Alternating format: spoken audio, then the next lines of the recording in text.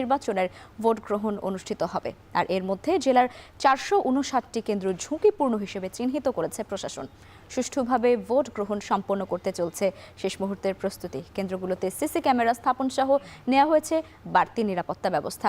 এই নিয়ে জেলা রিটার্নিং কর্মকর্তা কার্যালয় থেকে বিস্তারিত জানাচ্ছেন রিফাত রহমান। রিফাত, নির্বাচনের সার্বিক পরিস্থিতি কেমন দেখছেন একটু জানান আমাদের।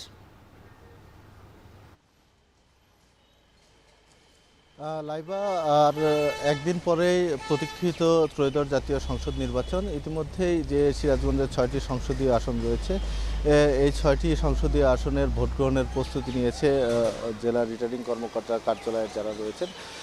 আপনাকে জানিয়ে রাখি, ইতিমধ্যেই কিন্তু প্রচার প্রচারণা শেষ হয়েছে এবং সিরাজগঞ্জের যে 6টি সংসদীয় আসন রয়েছে, এই 6টি সংসদীয় আসনে 39 জন প্রার্থী কিন্তু এবার প্রতিদ্বন্দ্বিতা করছেন। এর মধ্যে জামাত, বিএনপি সহ 9টি দল অংশগ্রহণ করেছে এবং 3 জন স্বতন্ত্র প্রার্থী প্রতিদ্বন্দ্বিতা করছেন। এবং এই যে 923টি ভোট কেন্দ্রে এবার ভোটাধিকার প্রয়োগ করবে ভোটাররা, ইতিমধ্যেই এই কেন্দ্রগুলোতে নিরাপত্তা ব্যবস্থা জোরদার করা হয়েছে। প্রতিটি কেন্দ্রেই কিন্তু সিসি ক্যামেরা স্থাপন করা হয়েছে। পাশাপাশি যেটি বলছিলেন যে 459টি কেন্দ্র ঝুঁকিপূর্ণ হিসাবে চিহ্নিত করেছে প্রশাসন। এই 459টি কেন্দ্রের মধ্যে 178টি যে কেন্দ্র রয়েছে যমুনা নদীর দুর্গম চরাঞ্চলে, এই কেন্দ্রগুলোকে কিন্তু অধিকতর ঝুঁকিপূর্ণ কেন্দ্র হিসাবে চিহ্নিত করে বাড়তি নিরাপত্তা ব্যবস্থা জোরদার করা হয়েছে এবং অতিরিক্ত পুলিশও কিন্তু সে কেন্দ্রগুলোতে মোতায়েন করা হয়েছে। এবং সবশেষ যদি বলি যে ইতিমধ্যেই রিটার্নিং কর্মকর্তার কার্যালয় থেকে যে সহকারী রিটার্নিং কর্মকর্তার কার্যালয় রয়েছে উপজেলাগুলোতে, সেগুলোতে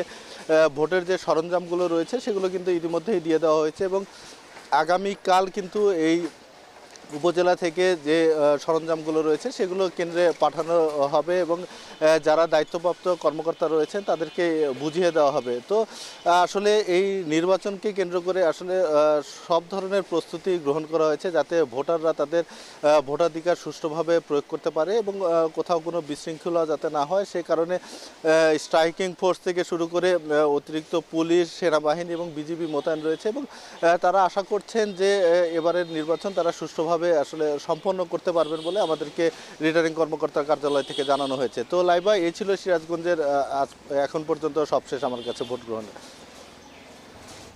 সহকর্মী রিফাত রহমানের কাছ থেকে জানছিলাম সিরাজগঞ্জের নির্বাচনের